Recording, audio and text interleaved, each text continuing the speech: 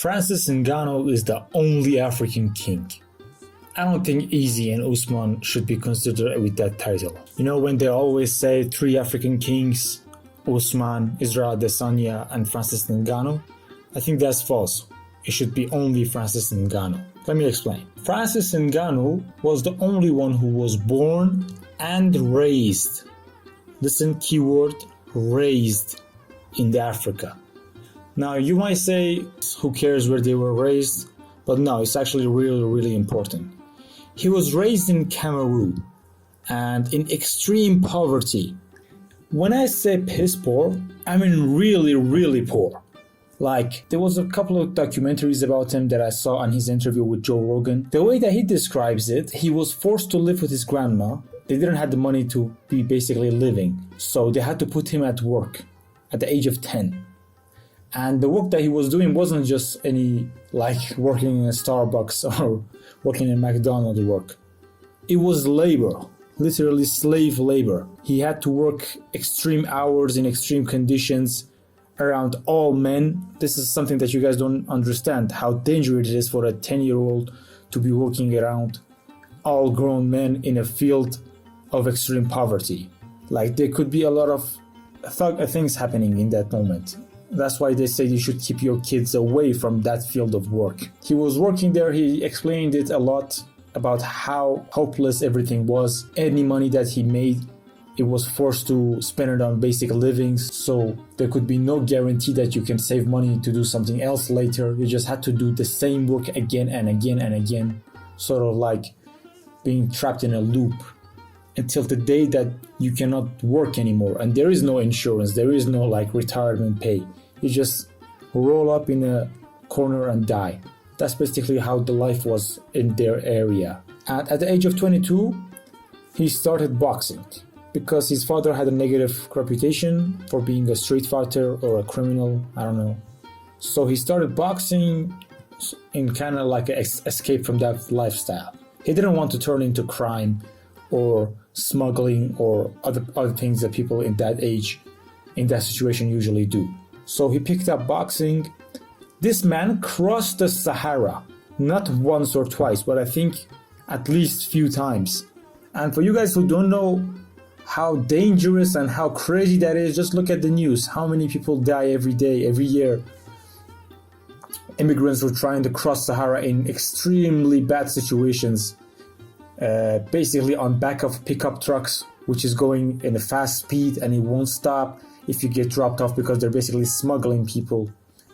And there's the danger of like pirates, danger of slavers, even there's a live slave trade going on right now in that areas. And he had to cross the Mediterranean Sea and was imprisoned in Spain. This is all because he wanted to go to France and to continue his journey as a boxer or get more training, get a better lifestyle for himself. And he was imprisoned in Spain for a few months. And he completely had the immigrant experience. An African who was raised and born in extreme bad situations, who was influenced by crime, corruption, and getting exploited in the fields, in the manual labor. And also he had the complete experience of what an immigrant feels like, to cross countries illegally, being afraid of many, many things, from the drowning from the sea to getting captured by border guards, getting captured by slavers, even that shit happens. All of that only to be in France in age 26 and starting MMA training. Like, he experienced all of that as an African. At the same time, Israel Adesanya was doing this.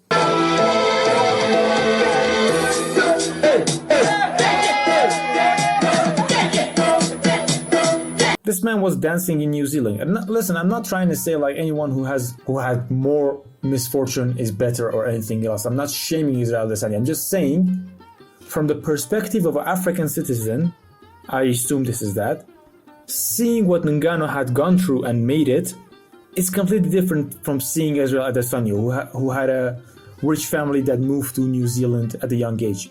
Basically, his struggles growing up was being bullied in school for his skin color. That was his struggle. The struggle that he talks about, like, you know, the type of shit that you see in movies, kids getting bullied by jocks in high schools.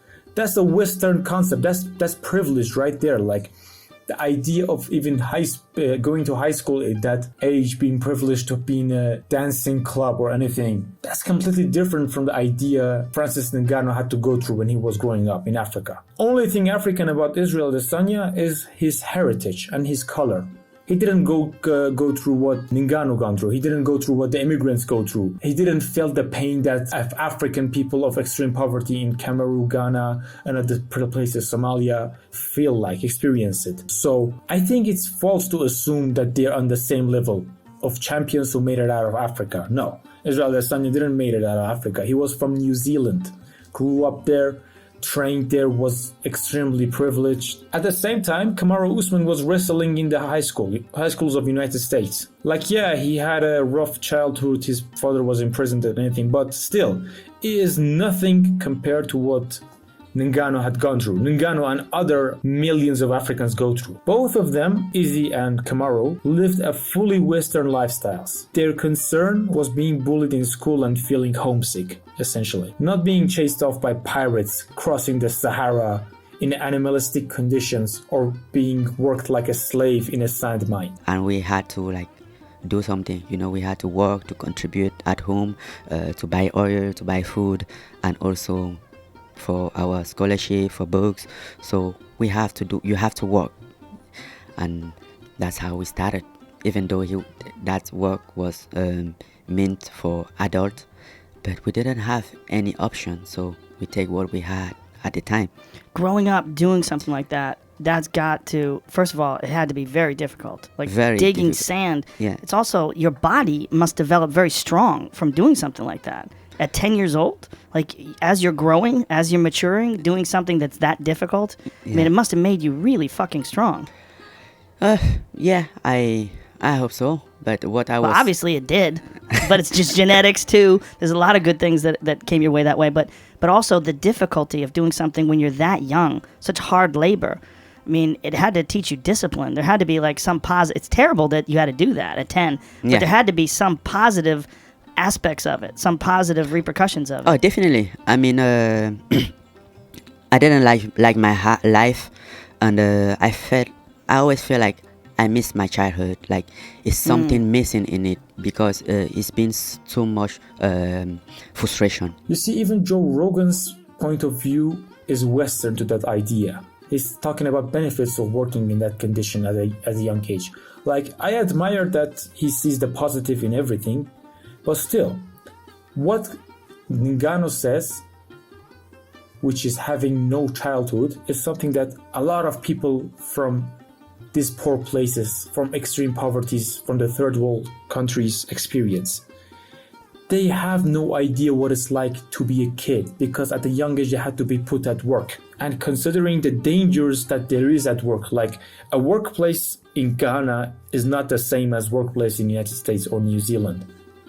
Everything is different, everything is corrupt, people are molesters. Like, they would take abuse of those kids that work in those places. That is what mostly known in the Middle East as too, that you have to be extremely unprivileged to send your kid at a young age as those places, because of the dangers, because of the exploitations, and the rough environment basically that it is.